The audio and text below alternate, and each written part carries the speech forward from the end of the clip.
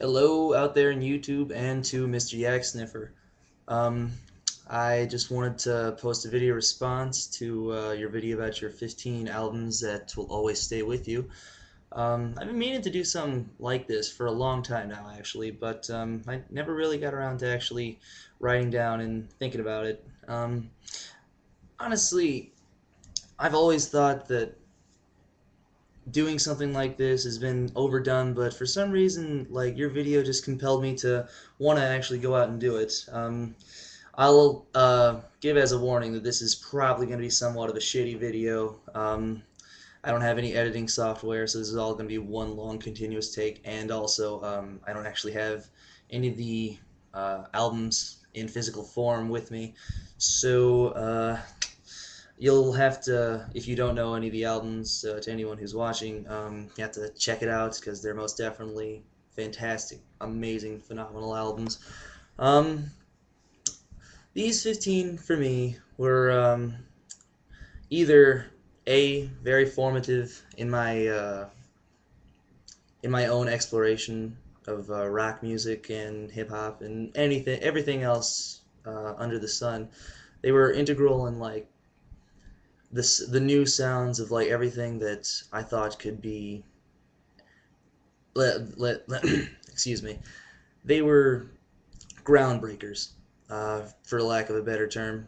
They just pushed the bar farther than what anything I would ever have expected artists to have done, and they blew my mind pretty much like into the next county. It was a pleasure listening to all these albums, and I love them all to death. Some of them have some emotional attachment to me, and if they do, I'll try and get a little bit of a story going on for you. I'm not even sure if I'm not sure if this will get under 10 minutes, but we'll see. Now, without further ado, just tell you the albums in no particular order. The first one I have written down is Songs for the Deaf by Queens of the Stone Age. Now, I'm like a good majority of Coates' fans out there, and I hopped on board as soon as No One Knows became a huge radio hit and stuff. Back in 2002, I was only, oh man, about a sixth or seventh grader back then. Man, to hear something like that really just blew my mind. And when I got the whole album, it was just a fantastic, rollicking tour de force of an album. Just kicked my ass. It was dark throughout almost the entire thing. It was adrenaline filled. It was the whole package. It was the thing that pretty much started my newfound and current love of current music. Um, you see, back in the day, I was one of the kids that only listened to of classic music, or what we considered classic music. That's what you get for living in a small town in Indiana. You don't get anything cultural. You're raised with whatever your parents tell you to listen to, you know? So once I heard Songs for the Deaf, I was just like, oh, hell yeah. Yeah, this is good stuff right here. I gotta check more of this out, you know? And actually, that leads me on to my second album, which is the Blue Album by Weezer.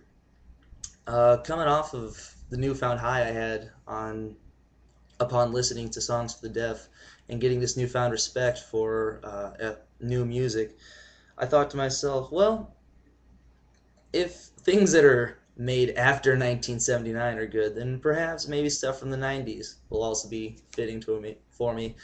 And I searched the internet, and people were saying nothing but great things about this crazy newish band named Weezer. I was just like, saw a picture of them. I was just like, what a bunch of fucking nerds! Holy shit!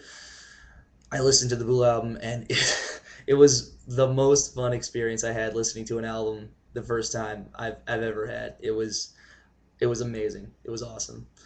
Um, my next album is a classic, which I'm sure a whole lot of you have probably heard before, Abbey Road by the Beatles. Uh, I don't think that I'm not sure that album really needs an introduction whatsoever. It is a classic. It's been hailed by generations as the one of the defining moments of the Beatles' career, if not the defining moment of their career. And all I can say is just how good are those medleys at the end of the album? The one starting with "You Never Give Me Your Money" all the way up until the end, and Her Majesty, if you want to count that. How fucking good is that? It doesn't get much better in terms for '60s music, as far as I'm concerned. With other than the Abbey Road LP by the Beatles, incredible album, amazing. Next up, kind of a bit of a curveball actually compared to my previous previous three, excuse me. Um, the Marshall Mathers LP by Eminem. Yes, I I love this album. The Marshall Mathers LP. I First off, I'm a junior in college, and I never gave a rat's ass about hip hop whatsoever up until my freshman year when my roommate just he of course blasted everything that was on the radio, the pop hip hop, if you will. But he also had real good taste in other stuff. He was also bumping Stillmatic, Smith and Wesson's "Da Shinin'." He always wanted me to check out Tech Nine and Goody Mob, all these good things. And he had me listen to a few songs by Eminem, and of course I'd heard the stuff that he had on the songs that he had on the radio and everything. But when he finally sat me down and he had me listen to all of the Marshall Mathers LP, oh my God, it was just like something clicked in my head. You know, I thought it was great. It was such a mind blower to think that someone could have a flow like that and could be talking about such crazy whacked out shit about, like, in the first song "Proper Kill You," talking about raping your own mother and having the Rolling Stone cover. And to think that you could make a song about that, about all that crazy fucked up stuff, it was mind blowing to me. But it all just clicked too. The beats were something that it were infectious.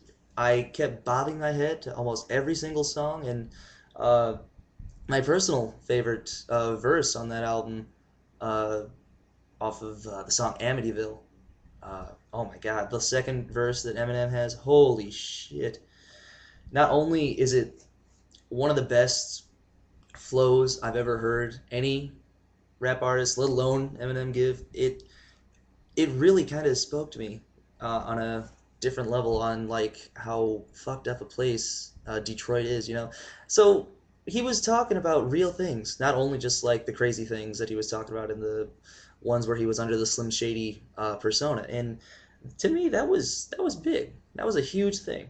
I I was blown away, and to this day, I will always associate that with my freshman year of college, especially a trip that I took from uh, my other friend's place down in Indianapolis, and a trip I took from Indianapolis all the way back home. I finished the whole thing, a normal trip from my house to Indianapolis, taking about around 3 hours. I finished that trip at about 3 in the morning, about 2 hours of sleep from the previous night, and I finished the whole trip about 10 minutes after I finished the whole album all the way through. I'll always associate that album with that fantastic time of driving and wondering if I'm going to get picked up by the cops, if I'm going to fall asleep at the wheel. It was a good time. Good time.